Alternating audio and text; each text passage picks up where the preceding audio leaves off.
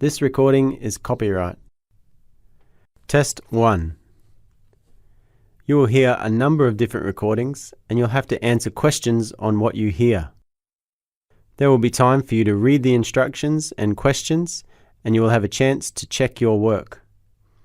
All recordings will be played once only. The test is in 4 sections. At the end of the test, you will be given 10 minutes to transfer your answers to an answer sheet. Now, turn to Section 1. Section 1. You'll hear a conversation between a bank agent and a customer who wants to open a bank account. First, you have some time to look at questions 1 to 5.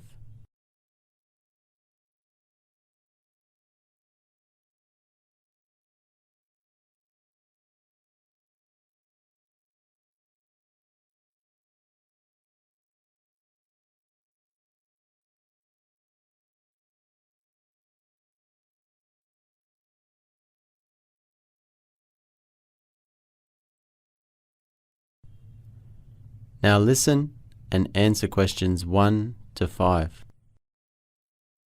Good morning. Welcome to Capital One Bank. Please take a seat. Hello. What can I do for you today, madam? I'd like to open a children's bank account for my niece. She's just arrived in the States a couple of days ago and will be starting her high school freshman year next week. And you'd like her account to operate jointly with your account, I assume? That's correct. Okay, I'll walk you through the process. So first, I need the guardian's account, which will be yours, of course. What's your name? Julia Thomas. And your bank account number? BW84506. All right, I've got your account details here. And about your niece, what's her name? Aubrey Rose. Is that spelled Aubrey? No, it's double E at the end. Sorry, she was born in Europe, you see. Okay, and how old is she? She just turned 17 last month. She really wants to have her own account, but she will not be able to do that until she's 18. At least not in our country, is that right? Yes, it's required by law, unfortunately. Kids can be really reckless when it comes to money management. So what's her date of birth? Her birthday was about 1 month ago, so on the 3rd of January? Oh, no, sorry, it's on the 2nd of January. Okay, and finally, I need the permanent address of the child. Is she living with you? Yes, the address is the same as mine, at 12 Northwest Boulevard, Kansas City. Got it. Her debit card will be sent to this address in, I'm guessing, about 5 to 7 days. Before you hear the rest of the conversation, you have some time to look at questions 6 to 10.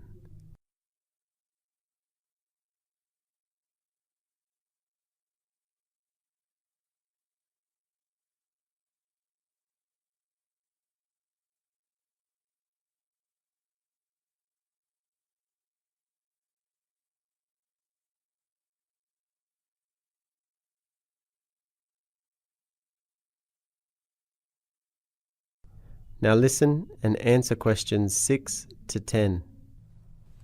Now, I have all the necessary information noted down. I'll just have to set up a few things for the account. Firstly, a newly opened children's saving account must have at least $100 as the minimum balance to cover maintenance and any online banking fees. Sure, I always have some cash with me. Here's 100. Great. Next, you have to decide a daily limit for spending and withdrawals. This has to be lower than a regular account so children don't overspend. Our bank's maximum amount is $3,000.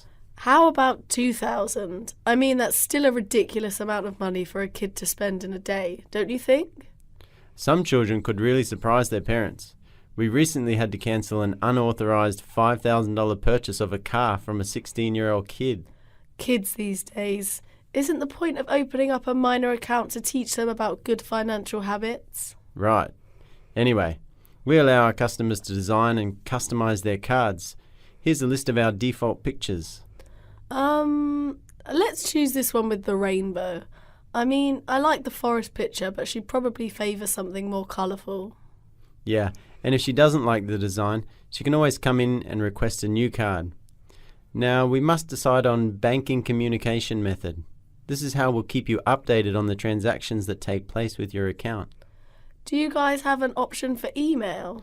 We do, and we also have a banking app, but I personally recommend being notified by text message, which are often much faster and much more convenient. Yeah, good idea. I always have my phone handy. Good. We're almost done. There are a few important things that you need to remember though. When you receive the card, come to the nearest ATM and set up a new password. The original password will be in the envelope enclosed with your card. Could you send me a text with the password? Sorry, we don't provide that kind of service. And one last thing. When your niece turns 18, she'll become an adult and therefore the account will be able to be separated from the guardian's account. But you'll need to come into the bank to set that up. Okay, great. Thank you very much. That's the end of section 1. You now have half a minute to check your answers.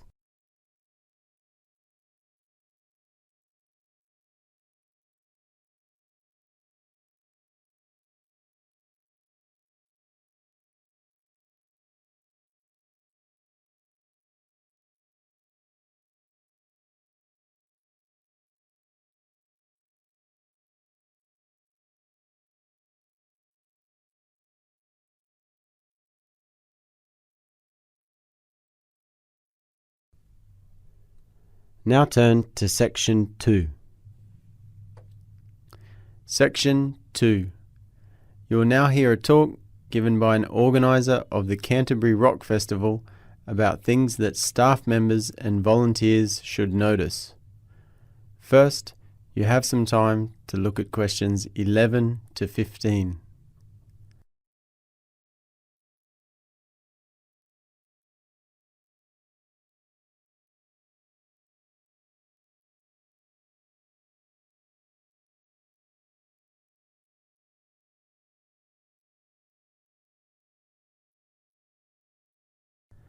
Now listen and answer questions 11 to 15.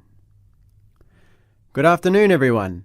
I'm glad that you could all make it to today's briefing for the Canterbury Rock Festival. This year's festival is the biggest one we've organised over the last 20 years, so I'd like to extend a very big welcome to all the people sitting in this room today, whether you're an official staff member or volunteer. Now, first of all, I'd like to start by giving you a few details about your work tomorrow. As you already know, the festival is being held in an old football stadium, so we're very lucky this year to have so much space. The event will begin at 9 a.m. and go until midnight, so I want everything to be ready at least 30 minutes before that time. All staff are required to be at the stadium at 7 a.m. to make sure that we have enough time to set things up. Since this is a big festival and there's many people working here, it will be quite difficult for the supervisors to know who all the staff members are, and we're worried that some people from the outside may take advantage of this and try to sneak into the festival. Therefore, everyone, including band members and exhibitors, has to wear an armband and show a yellow card to the security before entering the stadium. Now, we realise that many of you will be coming with your backpack or belongings, so please leave them outside before you go into the stadium.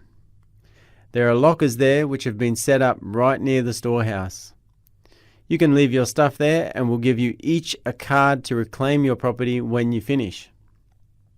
After that, you can go to the storehouse to take out any necessary items that you need to perform your duties.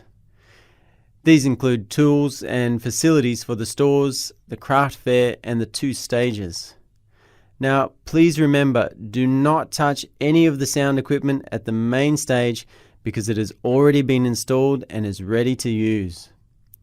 Now, we hope that everything will be ready at 8:30 a.m. since we'll officially open for our audience 30 minutes after that. Before you hear the rest of the talk, you have some time to look at questions 16 to 20.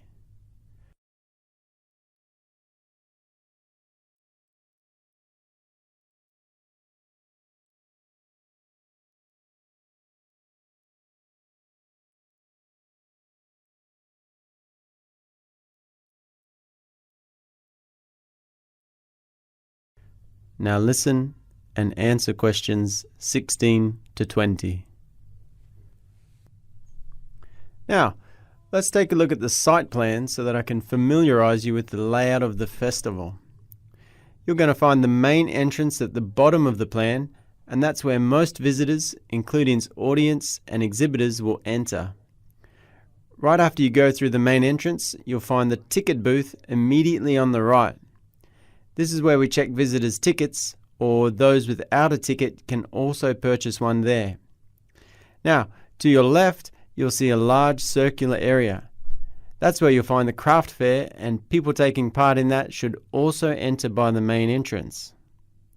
Next, if you go straight ahead, you'll see the staircase leading to the stadium. To the left of the stairs is the fringe stage. This is for alternative artists like folk singers and poets who are better suited to a smaller stage. On the opposite side, you'll find an instrument exhibition right next to the merchandise shop.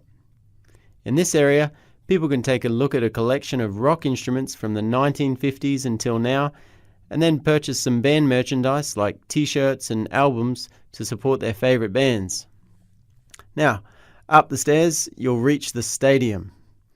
The entrance for the band is on the far side and the main stage is on the right. Near the main stage is some sound and lighting equipment, and, as I mentioned, please do not touch any of this. Now, if you look towards the outer edge of the map, you can see another entrance on the right. This is the entrance for the restaurant. Here, people will find a range of delicious European foods, or simply just have a beer before or after watching the performances. The restaurant can also be entered from inside the festival area. Okay, well I think that's everything for now, so thank you all for your attention.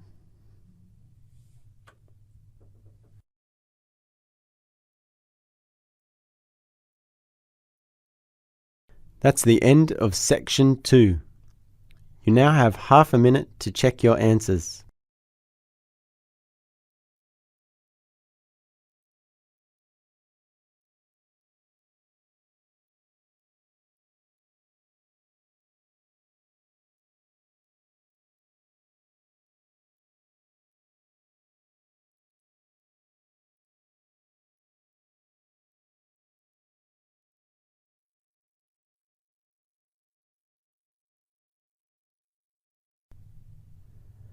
Now turn to Section 3.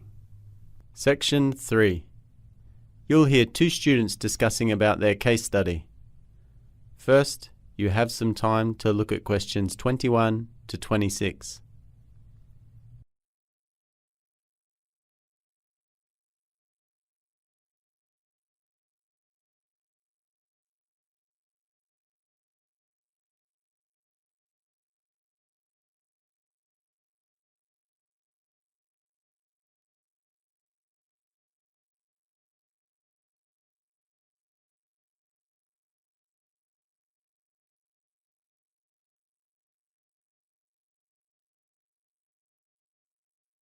Now listen and answer questions 21 to 26.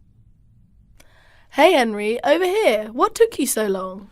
Sorry, I was just printing off some information about some other game developers. Other? I thought we were going to focus on CD Projekt only. Well, I just want to add another section where we'll point out some lessons that CD Projekt learned from their rivals. But let's focus on the main part first. Right, but before we start, can I ask you something just out of curiosity? Sure. Why did you choose CD Projekt? Is it because you're doing an internship there? Well, that did help me collect some important statistics, but it's not the reason why I chose it for our case study. In fact, I didn't even know much about CD Projekt until a few weeks before I started my internship there. Really? So how did you know about them?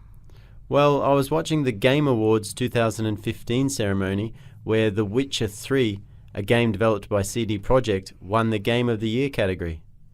They accomplished a brilliant achievement that night after winning a total of 3 major categories, which had happened only twice in the history of the award. And what struck me most profoundly was the acceptance speech delivered by the company's co-founder. This speech was short but very powerful, and from that moment I knew there was something very special about this company.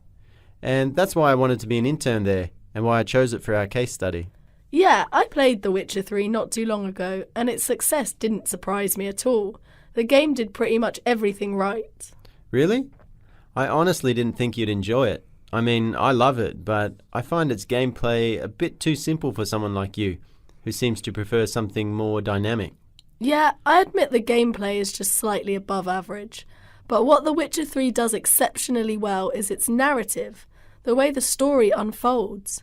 I felt like I was in a novel, except this time I get to decide my own fate. Very well said. Do you think that the fantasy medieval European setting also contributed to the game's success?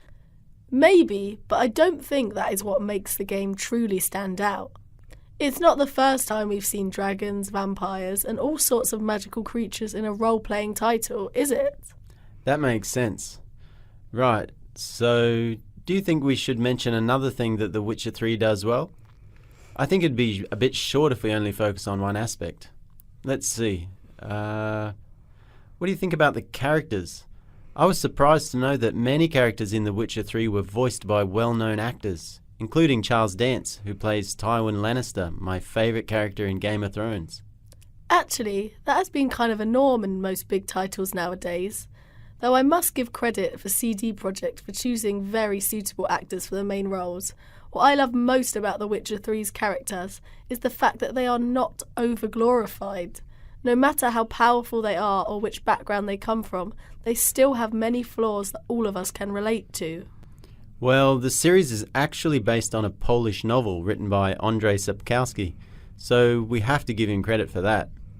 Though I must admit CD Projekt did a really good job in trying to keep the main characters in the game as similar to the books as possible. Many other developers would just try to please their fans by changing the original characters into a much more lovable or charismatic version of themselves. I see. Speaking about other big developers, do you think they're running out of ideas? This year I've tried several games from Ubisoft, Sony, and they played out pretty much the same. It's disappointing. I don't think the main issue here is the lack of creativity. I mean, some of the games I've got to play recently, like No Man's Sky or Quantum Break, actually have very promising new concepts. And even if they don't, it doesn't bother me. A good game doesn't always have to be revolutionary, right? Fair enough. For me, the main problem for most well-known developers nowadays is that they invest too much into things that just don't really matter. Many big titles are released with overhyped promises about ultra-realistic graphics and all sorts of crazy technological advances, but that's not what the players want. When it comes to developing a game, the core aspects are always Gameplay and story. Exactly. Now that you've said it, I just realise how shallow these games are. They feel like extended tech demos rather than an actual gaming experience. That's right. Well, I'm hoping CD Projekt won't make the same mistake about their next game. Cyberpunk 2077. You want to include it in our case study? Yeah, sure. Apart from CD Projekt's current success, I think we should also mention its upcoming plans to show its future ambitions. An important project like Cyberpunk should definitely be included. I heard that it's going to have a very cool feature called eye tracking or something. Basically, it comes with a camera which tracks your eye movement in order to highlight important objects in the game. Does this new stuff fancy you at all? Nah, like I said before, I don't care much about the technical aspect. What I find fascinating is the new direction that they're taking with this new game. New direction? Yep, Cyberpunk is a first-person shooter, something CD Projekt has never done before. So the stakes are pretty high this time.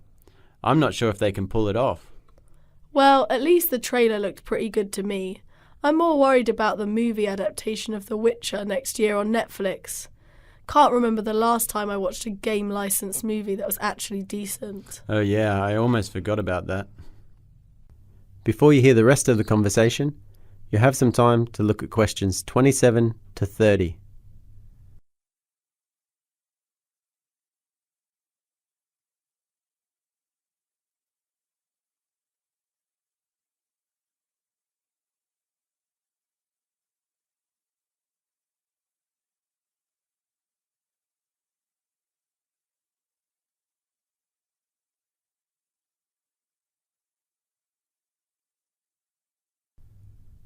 Now listen and answer questions 27 to 30.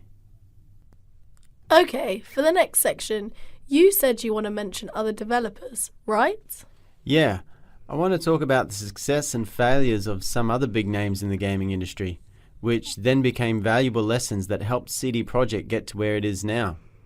The first company I'm going to mention is Lionhead Studios. Ever heard about it? Ah, I know this one. It's famous for making the first interactive adventure game, right?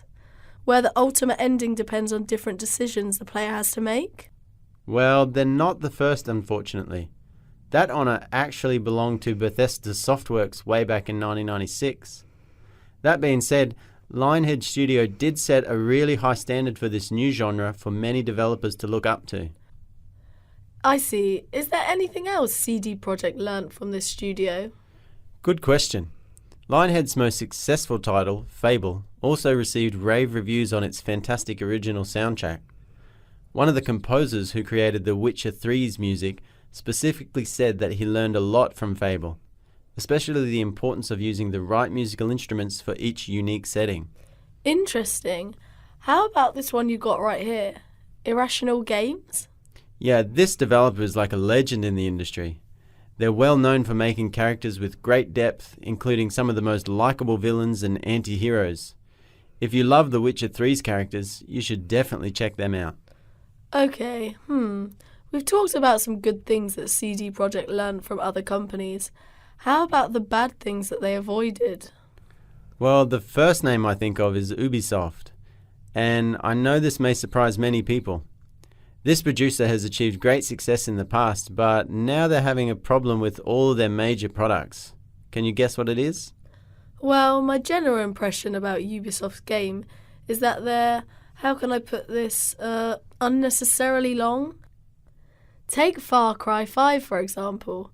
It's 50 to 60 hours long with a lot of repetitive activities. And since I already experienced everything the game has to offer in the first 10 hours, the remaining 40 hours just seems pointless and more like a checklist rather than something I actually feel excited to do. It's exactly their biggest problem. Rather than making a short game that is consistently good, Ubisoft would make a long game which only draws the player's attention for the first few hours. CD Projekt, on the other hand, did the exact opposite. Their games are not much shorter but way more even as far as quality goes. Well, at least Ubisoft did something to impress their fans, unlike these guys here who are notorious for their pure laziness. Game Freak? I thought you were their biggest fan. I was, but not anymore. I just had enough of their unwillingness to change. They created a worldwide phenomenon back in 1996 with the first Pokemon game, but everything they did ever since was basically just copy and paste. They could have done so much with such a genius concept. The way they waste their potential really disappoints me, and I'm definitely not alone. Yeah, I agree. No matter how successful you are, you should always look forward. Staying in one place is like moving backward when your rivals never stop improving. That's the end of section 3. You now have half a minute to check your answers.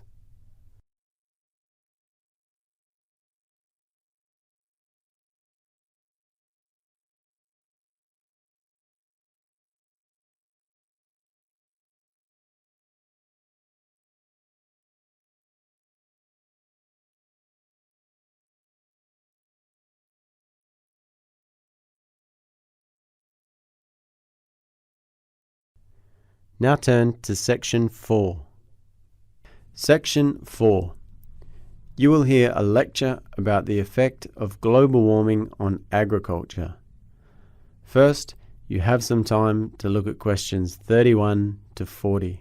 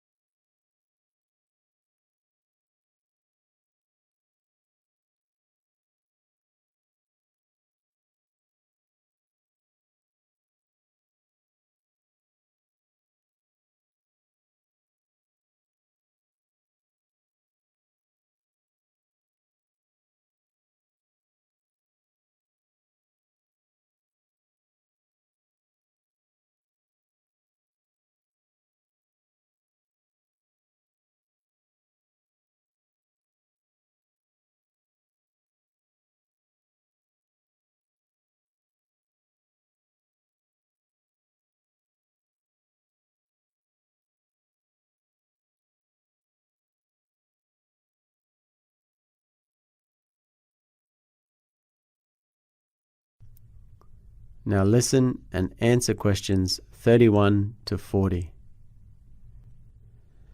Agriculture is an important sector of the US economy, which contributes more than $750 billion to the gross domestic product each year.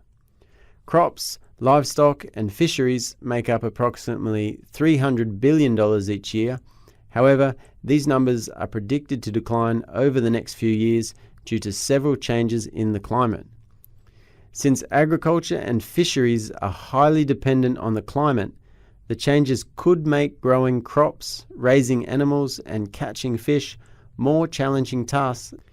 Another factor that has diverse effects on crops is rising CO2 levels. It is suggested that higher volumes of atmospheric CO2 can increase plant growth. However, this may be counteracted when combined with other factors such as changing temperatures and nutrient constraints. Also, elevated CO2 levels are related to a reduction in nutritional value of some crops and a loss of quality in grain and forage.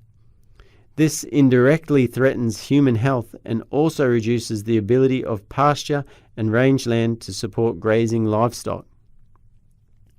Under warmer temperatures, wetter climates, and increased CO2 levels, weeds and pests, which badly harm plant growth, are likely to increase in range and distribution. This could cause new problems for crops previously unexposed to these species. Apart from crops, the US livestock industry also suffers due to the intensity of climate change, both directly and indirectly. Exposure to heat waves, for example, causes heat stress among livestock, which means these animals are more likely to contract diseases, be less fertile, and produce less milk. Drought and rising CO2 levels, on the other hand, may threaten pasture and feed supplies in different ways. While drought reduces the amount of forage available and has an adverse effect on crop production, elevated CO2 may increase the productivity of pastures, but may also decrease their quality. Either way, cattle would face a food shortage and therefore they may be unable to produce quality output. To make the situation even worse, climate change creates perfect conditions for parasites and diseases that affect livestock. To maintain livestock health in response to climate-induced changes in pests, parasites, and microbes, farmers are likely to increase the use of pesticides and other animal health treatments, which later on could increase the risk of these chemicals entering the food chain or lead to evolution of pesticide resistance. And finally, the seafood sector. Before climate change, the fishing industry was already faced with multiple stresses, including overfishing and water pollution. The changes came about just to worsen these stresses, especially with changes in temperature. Firstly, the territories of many fish and shellfish species may change, as several economically important species, such as American lobster, have been shifting northward since the late 1960s due to warmer water temperatures. Many other species can find colder areas of streams and lakes or move north along the coast or in the ocean. Such changes may put these species into competition with others over food and resources, which results in a decline in numbers of some species, or, more significantly, changes in the biodiversity. Meanwhile, a changing climate can also cause disease outbreaks. One good example is the oyster parasite, which is able to spread farther north along the Atlantic coast due to higher water temperatures. This, along with higher acidity levels of the world's oceans, which results from higher CO2 levels, seriously threatens marine species and their habitats. Overall, climate change is very likely to affect food security at the global, regional, and local level. On a global scale, the said effects of climate change on agriculture.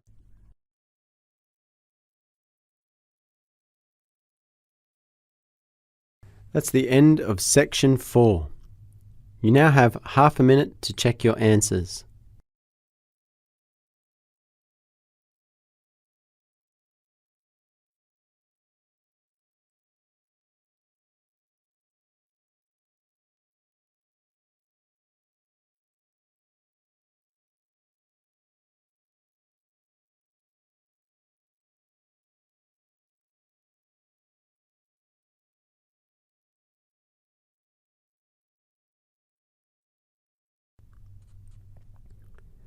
That's the end of the listening test. In the Ielts test, you will now have 10 minutes to transfer